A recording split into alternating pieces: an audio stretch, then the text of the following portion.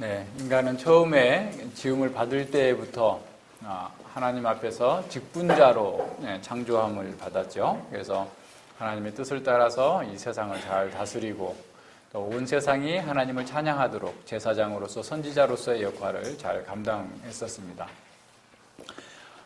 그러나 이제 인간이 죄로 인해 죽어버리자 이런 모든 직분을 상실해버렸고 그런 직분 있는 것조차도 모르고 오직 자기만을 위해서 살아왔던 것이죠. 우리가 예수님을 믿어서 구원받는다라고 하는 것은 궁극적으로 이 직분을 회복하는 거예요. 그래서 우리가 이제 왕으로서 나와 세상을 다스릴 수 있는 사람이 돼야 되고 그리고 선지자로서 하나님의 지혜를 가지고서 세상에게 어둠 속에 있는 사람들에게 빛을 비추는 그런 사역을 하는 거고 제사장으로서 교회를 섬기고 또 세상을 섬기는 그러한 삶을 할 수 있는 사람으로 우리가 구원을 받은 겁니다. 그러니까 세상 사람들은 이 구원에 대해서 너무나 개인적이고 자기중심적으로 생각하기 때문에 구원받은 것이 그냥 천국 가면 끝이고 이 땅에서는 세상을 즐기는 거다라고 생각하는 오류에 빠져 있는 거죠. 그러나 결코 그렇지 않다라는 거예요.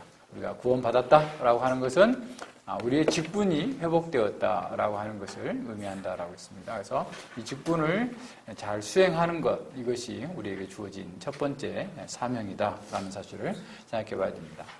지난 시간에 본 것처럼 예수님께서는 교회를 세우시기 위하여서 교회의 창설 직원으로서 사도와 선지자와 복음 전하는 자를 주셔서 교회가 세움을 받았죠. 근데 이제 교회가 세워졌으면 더 이상 그러한 사도나 선지자, 복음 전하는 자는 계승되지 않게 된 거예요. 그래서 교회가 계속 남아서 계속 교회가 존재하는 동안 목사와 집사와 장로가 이 교회를 계속해서 이렇게 섬기도록 하신 것이 하나님의 뜻입니다. 그래서 사도나 선지자나 복음 전하는 자는 더 이상 계승되지 않았지만 목사 그리고 장로, 집사가 이게 계속 계승되어서 항존직이다라고 그랬어요. 항존직이라는 말은 무슨 말이냐면 교회가 이 세상에 존재하는 동안 항상 교회에 있어야 될 직분이다라는 의미에서 항존직이에요.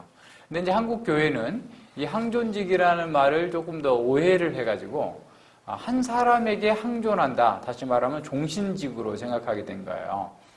근데 종교개혁 당시에 이 교회의 직분을 다시 회복할 때 장로나 집사가 다 임기제로 있었어요. 그러니까 이제 목사님의 경우도 사실은 이제 목사의 사역을 안 하면 뭐 일반 성도로 돌아갈 수도 있고 장로로 섬길 수도 있고 집사로 섬길 수도 있고 그런 거죠. 그러니까 이제 이런 것이었는데 이게 이제 한국적인 상황, 유교적인 세계관을 탈피하지 못한 교회가 이것을 하나의 계급으로 생각해서 성도에서 집사가 되는 것이 뭐 이렇게 계급이 올라가는 것처럼 생각하고 집사에서 장로가 되고 또 없는 직분인 권사도 만들어내고 이렇게 해가지고 마치 교회가 또 다른 계급 구조인 것처럼 만들게 된 거죠. 그러다 보니까 종교개혁 이전에 성직주의와 교권주의로 돌아가 버리는 그런 상황에 처하게 된 겁니다. 개혁교회는 이 목사, 장로, 이 집사 세 직분만 인정을 하고 직분의 동등성을 얘기해요. 그러니까 어느 직분이 더 높은 직분이 아니에요. 다 동등한 직분이고 직분의 임기제를 대부분 교회에서 수용하고 받아들이고 있습니다.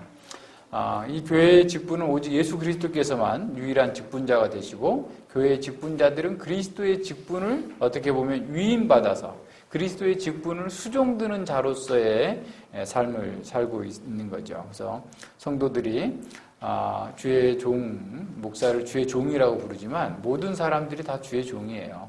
집사나 장로도 주의 종이고 성도도 다 주의 종이지 목사만 뭐 특별한 종이 아니죠. 그러니까 이제 목사에게는 하나님의 말씀을 전한다라고 하는 의미에서 또 특별한 의미를 붙이지만 모두가 다 주의 종이다라는 의미를 생각해야 됩니다. 자, 구약에서 목자는 하나님 또는 왕, 지도자를 가리키는 말로 썼습니다. 야곱은 창세기 48장 15절과 16절에서 그 요셉과 그의 자녀들에게 축복을 하면서 이렇게 말합니다. 그가 요셉을 위하여 축복하여 가로되 내 조부 아브라함과 아버지 이삭에 섬기던 하나님, 나의 나무로부터 지금까지 나를 기르신 하나님, 나를 모든 환난에서 건지신 사자께서 이 아이에게 복을 주시며 이들로 내 이름과 내 조부 아브라함과 아버지 이삭의 이름으로 칭하게 하시오며 이들로 세상에서 번식되게 하기를 원하나이다 그랬어요. 자, 여기서 나의 나무로부터 지금까지 나를 기르신 하나님이라고 이렇게 야곱이 고백했는데, 이 말을 직역하면 이런 뜻이에요. 나의 나무로부터 지금까지 나의 목자가 되어주신 하나님, 이런 뜻입니다. 그러니까 야곱은 자신이 바로에게 고백했던 것처럼 험한 인생을 살아왔죠.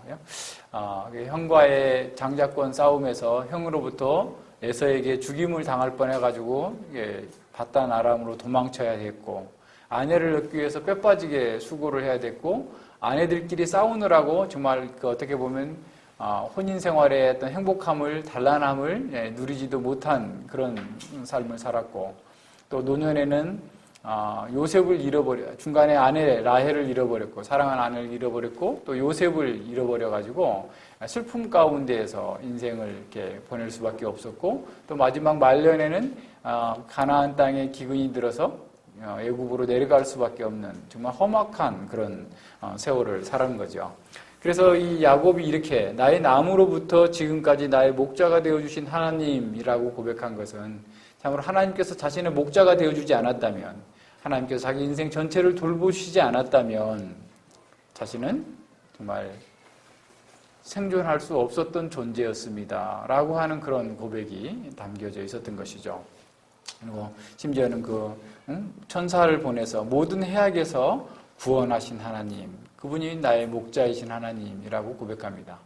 우리가 잘 알고 있는 시편 23편에서도 하나님께서 목자가 되셔서 얼마나 다양한 방식으로 위험에서 우리를 구원해 주시고 있는지를 묘사해 주고 있습니다. 그러니까 어떤 어려움 속에서도 하나님께서 목자가 되어 주시고, 또 가장 힘든 순간에서도 그를 지켜주시며 푸른 초장과 꿀로 인도해 주시고, 막대기로서 우리가 잘못했을 때 우리 자신을 어떻게 보면 징계하면서까지 바른 길로 인도해 주시는 그 하나님에 대하여서, 그리고 목자이신 그 하나님께서 정말 상으로 식탁 교제 가운데로 부르셔서 모든 필요를 채워주시고 있는 그 목자로서의 그 상황을 이렇게 보여주고 있는 거죠. 위로가 필요할 때 위로해 주시고, 양식이 필요할 때 양식을 공급해 주시고, 징계할 때 징계해 주셔서 항상 그 필요를 채워주시는 그 하나님, 또 장래의 소망을 주시는 그 하나님을 찬양하고 있는 겁니다. 우리가 시편 95편 7절에서 보고 있는 것처럼 우리는 그의 기르시는 백성이며 그 손의 양이다라고 고백하고 있는 것 또한, 여호와께서 우리의 목자가 되셔서 우리의 모든 필요를 채우시고 우리를 모든 위험으로부터 건지신다라고 하는 사실을 고백하고 있는 겁니다. 에스겔 34장에서는 그 목자에 대한 이미지가 아주 강하게 드러나죠. 앞서 34장 1절로 6절에서는 악한 지도자들에 대한, 그 목자들에 대한 책망을 하고 난 뒤에 34장 그 11절과 16절에서는 이렇게 말씀합니다. 나 주 여호와가 말하노라. 나 곧 내가 내 양을 찾되 목자가 양 가운데 있는 날에 양이 흩어졌으면 그 때를 찾는 것 같이 내가 내 양을 찾아서 흐리고 캄캄한 날에 그 흩어진 모든 곳에서 그들을 건져낼 것이라. 내가 그들을 만민 중에서 끌어내며 열방 중에 모아 그 본토로 데리고 가서 이스라엘 산 위에서와 시냇가에와 그 땅 모든 거주지에서 먹이되 좋은 꼴로 먹이고 그 우리를 이스라엘 높은 산 위에 들이니 그것들이 거기서 좋은 우리에 누우며 이스라엘 산 위에서 살찐 꼴을 먹으리라. 나 주 여호와가 말하노라. 내가 친히 내 양의 목자가 되어 그들로 누워있게 할지라. 그 잃어버린 자를 내가 찾으며 쫓긴 자를 내가 돌아오게 하며 상한 자를 내가 싸매어주며 병든 자를 내가 강하게 하려니와 살찐 자와 강한 자는 내가 멸하고 공의대로 그것을 먹이리라. 자, 여기서 목자가 되시겠다 할 때 그 목자는 사실 궁극적으로는 메시아를 가리키는 거죠. 그러니까 메시아이신 하나님께서 이 땅에 오셔서 그 백성들에게 이러한 필요를 채우시겠다라고 말씀하십니다. 물론 스가랴 13장 7절에서 말씀하고 있는 것처럼 그 양의 목자가 먼저 침을 당하고, 다시 말하면 십자가에 못 박히고 양떼가 흩어지는 것처럼 제자들이 흩어지고 난 뒤에야 그런 일들이 이루어진 것이죠. 그러므로 여기서 구약에서 보여주는 것처럼 이 목자의 예표는 그리스도 안에서 온전하게 이루어져 있어요. 그래서 예수님께서 요한복음 10장 11절에서 나는 선한 목자다라고 말씀하실 때 예수님께서는 양을 위하여 내 목숨을 버린다라고 말씀하신 거죠. 그러니까 스가랴 13장 7절에서 말한 것처럼 목자를 하나님께서 치시면 양들이 흩어질 것이고, 그러나 그 후에 다시 양들이 모으시고 참된 목자의 일을 하시겠다라고 했던 그 약속을 이루시는 바로 목자가 예수님이시다라는 것을 보여주는 거죠. 그래서 목자는 자기 양들을 보호하고 양들을 먹이고 심지어 양들을 위해서 목숨을 버리는 그런 선한 목자이신 예수님을 보여주었던 거죠. 그래서 선한 목자이신 예수님께서 자신의 양들을 위하여서 피 흘리기까지 죽으셨던 그 상황을 우리에게 알려줍니다. 그래서 베드로는 베드로전서 2장 25절에서 이렇게 말씀하고 있죠. 너희가 전에는 양같이 길을 잃었더니 이제는 너희 영혼의 목자와 감독 되신 이에게 돌아왔느니라. 너희가 전에는 길을 잃었더니 이제 너희 영혼의 목자 되신 예수님께 나왔다라는 겁니다. 자, 예수님께서는 우리의 다양한 필요, 우리의 모든 필요를 채우시는 진정한 목자이시죠. 그는 자기 양을 위해서 목숨을 버리셨던 선한 목자이시고, 지금 또한 우리의 모든 필요를 채우시는 그런 목자로서의 삶을 살고 있는 겁니다. 요한계시록 7장 17절을 한번 보세요. 요한계시록 7장 17절에 보면 앞으로도 우리의 모든 필요를 채우실 거다라는 것을 이렇게 말씀해 주고 있어요. 이는 보좌 가운데 계신 어린 양이 저희의 목자가 되사, 보세요. 어린 양이 우리의 목자가 되사 생명수 샘으로 인도하시고 하나님께서 저희 눈에서 모든 눈물을 씻어 주실 것이미러라. 예수님께서 우리의 목자가 되셔서 생명수 샘으로 인도하시고 저희 눈에서 모든 눈물을 씻어주실 거예요. 우리의 모든 고난과 고통을 다 제거해 주시고 영원한 안식으로 인도해 주실 것을 보여주고 있습니다. 선한 목자는 그분의 양떼를 알고 또 그 양떼는 그 목자를 알게 되어 있습니다. 그래서 그분은 자기 우리에 들지 아니하는 양들 또한 모을 것이고 그 양들 또한 예수님의 그 목장 안으로 들어와서 그 한 우리가 되어서 한 목자에게 있을 것이다 라고 하는 것이 요한복음 10장 14절로 16절에 있는 말씀이죠. 자, 이렇게 하나님께서 목자이시고 또 예수님께서 목자이신데 이런 목자의 일을 하나님께서는 사람들에게 이렇게 위임하셔서 다스렸습니다. 구약에서 청지기 목자들을 보면요. 자, 목자 대신 그 하나님의 표상은 목자장이신 하나님과 그 다음에 그 목자를 섬기는 청지기 목자들이 하나님께로부터 임명을 받아서 사람들 위해서 사람들에게 하나님의 뜻을 이루는 그런 직분을 감당했던 것이죠. 그래서 그 청지기 목자들은 하나님께서 기뻐하시는 방식대로 그가 원하는 방식대로 목양을 해야 되는 그런 사명을 받은 겁니다. 그래서 하나님께서 구약 시대에 자신의 백성들을 이렇게 돕고 섬기는 자들을 목자라고 부르셨어요. 특별히 왕을 칭할 때 이런 목자라는 말을 썼는데요. 사무엘하 5장 2절에 보면 하나님께서 다윗에게 이렇게 말씀하십니다. 내가 내 백성 이스라엘의 목자가 되며 이스라엘의 주관자가 되리라. 내가 내 백성 이스라엘의 목자가 되리라. 하나님의 백성, 하나님의 양의 목자로서 하나님께서 다윗을 왕으로 삼으셨다라고 얘기한 거죠. 시편 78편 70절로 72절에서도 이렇게 말씀합니다. 또 그 종 다윗을 택하시되 양의 우리에서 취하시며 전양을 지키는 중에서 저희를 이끄사 그 백성인 야곱 그 기업인 이스라엘을 기르게 하셨더니 이에 저가 그 마음의 성실함으로 기르고 그 손의 공교함으로 지도하였도다. 그러니까 진짜로 실제로 양을 치던 다윗을 불러서 이스라엘 하나님의 양을 치도록 했더니 이 다윗은 성실함으로 그 손의 공교함으로 그 일을 잘 감당했다라고 하는 것이 시편 기자의 평가인 거죠. 자, 구약의 다른 직분자들에게도 이런 목자라는 표현을 사용하고 있어요. 예레미야 10장 21절에 보면 이렇게 말씀합니다. 목자들은 우주나의 여호와를 찾지 아니하므로 형통치 못하며 모든 양떼는 흩어졌도다. 그래서 목자들이라고 할 때 물론 왕을 포함하지만 선지자 제사장들을 다 같이 포함하고 있는 이스라엘의 지도자들을 이렇게 목자다라고 그랬죠. 그래서 목자들이 하나님의 뜻을 따라서 잘 섬기고 다스려야 되는데도 불구하고 그것을 태만히 하고 어리석게 행동함으로써 우준하게 행동함으로써 여호와의 통치를 잘 드러내지 않아서 하나님의 백성들을 괴롭게 만드는 이런 상황들이 있었다라는 겁니다. 앞서 얘기한 것처럼 에스겔서 34장 1절과 6절에서 이 거짓 목자들, 자기 배만 불리고 양을 지켜야 될 목자들이 양을 잡아먹는 그런 타락한 상황에서 하나님께서 그들을 심판하시겠다라고 선언하고 계시죠.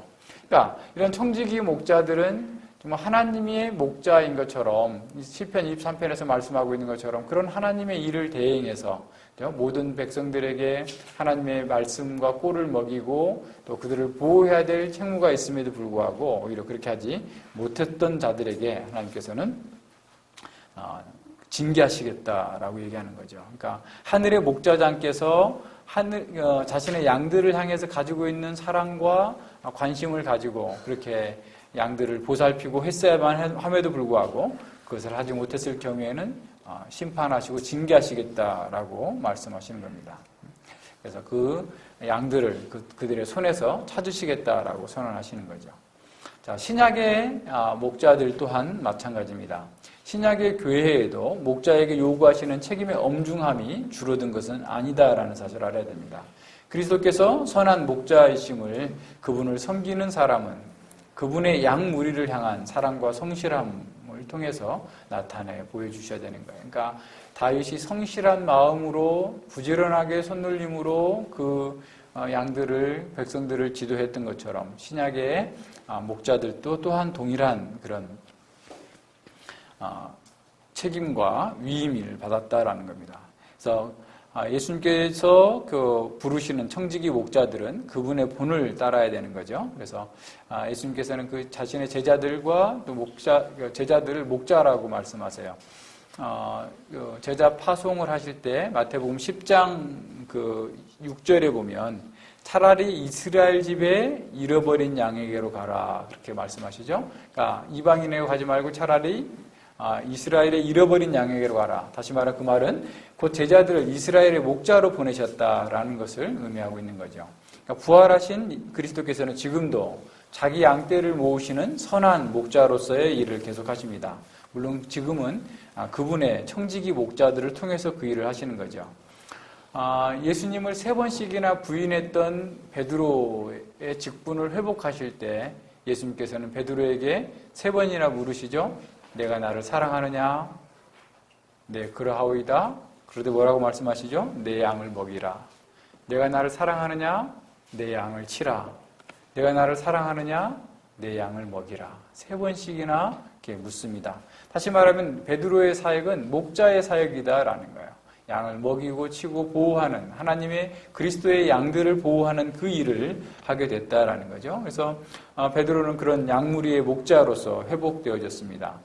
이렇게 양을 돌보는 것은 그리스도께서 세우신 그 사역자들에게 주어진 아주 막중한 책무인 겁니다. 그래서 사도행전 20장 28절에서 사도 바울은 에베소 장로들에게 이렇게 말씀합니다. 너희는 자기를 위하여 온 양떼를 위하여 삼가하라. 성령이 저들 가운데 너희로 감독자를 삼고 하나님이 자기 피로 사신 교회를 치게 하셨느니라 그랬어요. 그러니까 에베소 교회의 장로들, 목사들이 목자인데 자기 피로 사신, 그리스도께서 자기 피로 사신 그 양을 치도록 했기 때문에 너희들이 삼가 주의하여서 그 일을 잘 감당해야 된다라고 그랬는데 이제 교회를 치게 하셨느니라라는 말은 교회의 목자가 되게 하셨느니라라는 의미예요. 그러니까 교회의 양들을 이렇게 목자로서 일을 담당하라라고 하는 것이 이런 면에서 교회의 목사와 장로가 해야 될 일들인 것이죠. 그래서 목자는 하나님의 양무리를 먹이고 돌보고 인도하는 그 일이 주된 임무다라는 겁니다. 그리스도께서 위하여서 목숨을 버리신 그 양떼를 치는 일이 곧 목사와 장로의 사역이다라는 거예요.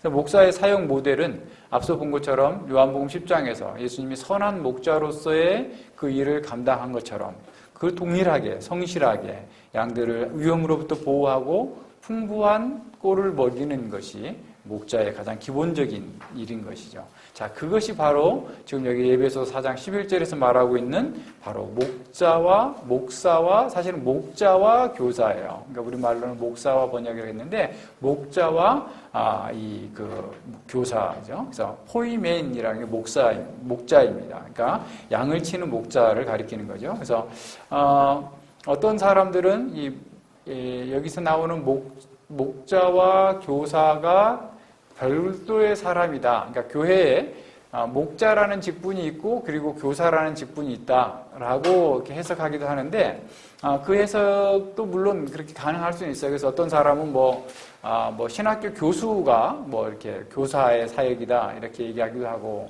하는데 그러나 여기에서 보면은요 사도, 선지자, 복음 전하는 자에 각각 관사가 붙어 있어요. 그런데 목사와 교사에는 관사가 하나만 있어요.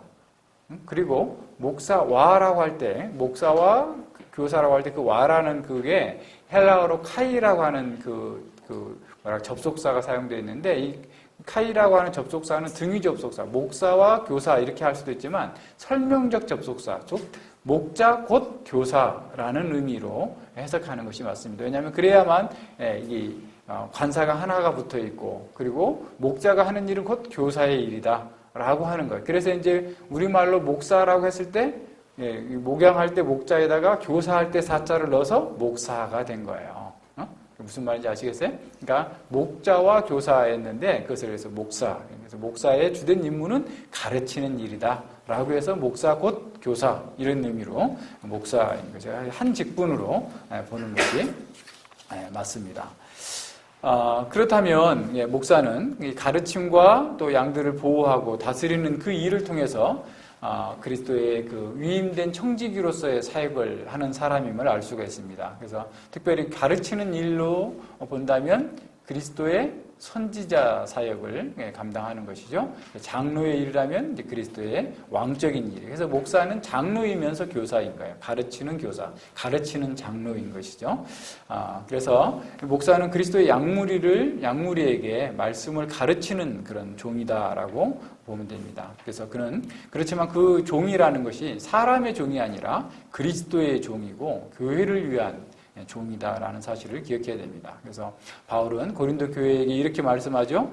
예수를 위하여 우리가 너희의 종된 것을 전파합니다. 예수님을 위하여서 내가 너희의 종이 된 거다. 예수님의 종으로서 그들 가운데 사역을 했다라는 거죠. 그래서 목사는 그리스도를 수종드는 종이기 때문에 그리스도의 부르심을 받아야만 돼요. 그러니까 그리스도의 부르심이 없이는 누구나 목사가 될 수 없어요. 그래서 개혁교회 헌법에 이렇게 나와 있습니다. 아무도 합법적인 소명을 받은 바 없이 그 스스로 어떤 직분을 취할 수 없다라고 선언하고 있어요. 그러니까 합법적인 부르심이 있어야만 된다라는 거예요. 그것도 역시 집사나 장로도 마찬가지예요. 그래서 장로교 헌법에서도 동일하게 나타나는 것이죠. 자, 그러면 왜 목사가 합법적인 그 교회의 부르심을 받아야 되는가? 교회가 왜 이렇게 이것을 중하게 여기고 법으로 규정되었는가라는 걸 생각해 보면 이건 종교개혁 시대까지 올라갑니다. 종교개혁 시대까지 올라가다 보면 이제 카톨릭에서 나온 그 옛 신부들이 많은 사람들이 설교자가 됐겠죠. 그래서 이제 개신교 신앙을 받아들이고 설교자가 되기도 했고 했지만 그 중에는 또 자격이 없는 사람들이 알 수도 없는 그런 그 잘못된 교리들을 가르치는 거짓 교사들이 굉장히 많이 나와서 많은 사람들을 이렇게 잘못된 대로 인도하게 됐죠. 그래서 교회의 감독이나 교회의 시험을 무시하고 그릇된 교리를 가르치게 됨으로써 교회에 큰 해를 끼치게 됐어요. 그래서 목사는 하나님께서 부르셔야만 된다라는 사실이 더 분명하게 드러나게 된 거죠. 그래서 교회는 교리의 순수함과 직분의 어떤 보호를 위해서 법적인 부르심을 아주 중요하게 생각했고 그래서 그런 직분에 봉사할 수 있는 사람은 하나님의 부르심이어야 된다라는 거예요. 부르심이 있어야만 된다. 근데 이거 한국에서도 많은 이단들이, 이런 부르심이 없는 자들이 이게 자기 스스로 설교자가 되고 스스로 이렇게 목사가 되고 이렇게 해가지고 이단들이 생겨나는 것들이 많아요. 지금도 그렇습니다. 지금도 무슨 그런 그 신사도 운동하는 단체들에서는 막 집사를 목사로 시켜버려요. 또 지가 나가서 또 목사한다고 교회 개척한다고 하고 돌아다니기도 하고, 지난번에도 얘기했지만 미국에 가면 한인교회에 칼 목사들이 많대요. 그게 뭔 소리냐? 이렇게 물어봤더니 칼기에서 안수받고, 그러니까 한국에서는 집사였는데 미국에 내리면서 목사라고 하고 또 교회 개척을 한대요. 그래가지고 막, 근데 또 그 사람들이 더 사람들을 잘 모은다네요. 그래서 이제 더 큰 교회를 한다는 거예요. 그래서 이제 그런 사람들도 몰래 신학 수업 시켜주고 또 이렇게 뭐 학위 남발하고 또 이렇게 장사하는 사람들도 있다고 하는데, 하여튼 뭐 그런저런 일들이 오늘날에도 이렇게 많이 있어요. 그렇게 하면 안 됩니다. 사실은 목사뿐만 아니라 모든 직분자들이 그리스도의 머리, 교회의 머리 그리스도시기 때문에 그리스도께로부터 부르심을 받은 자야 되죠. 그래서 사도들과 전도자들 또 선지자들도 그리스도의 부름이 있었기 때문에 자신들의 이 가르침이 하나님의 권위가 있었다라고 선언하고 있는 겁니다. 늘 이런 면에서 잘 생각해야 되고, 그래서 그리스도의 권위 때문에 교회는 그들의 가르침을 하나님의 말씀으로 받고 순종하고 또 존경했던 것이죠.